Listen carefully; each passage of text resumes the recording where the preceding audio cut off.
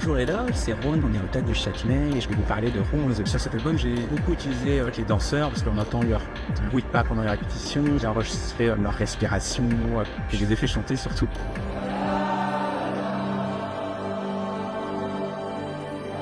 J'ai commencé à composer pour eux. Je suis arrivé avec des premières maquettes qui étaient assez chargées, mais ça marchait pas. Et en fait, j'ai réalisé qu'il fallait tailler dans ces morceaux pour leur laisser la place. Il fallait aller à l'essentiel avec le moins de son possible et tout. Et en même temps, ça rendait la musique hyper intéressante aussi.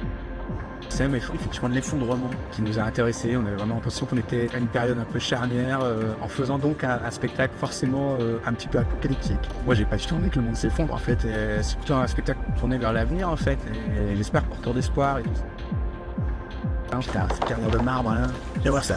On va chercher le décor pour écrire notre récit chaotique et tout. Et je me souviens que c'était parti de cette idée qu'une carrière de marbre, le marbre ça évoque à la fois le luxe. Pour moi, c'est on pense un peu aux influenceurs et tout, qui sont dans des salles de bain en marbre et tout. Et en même temps, il y a ce côté très brut.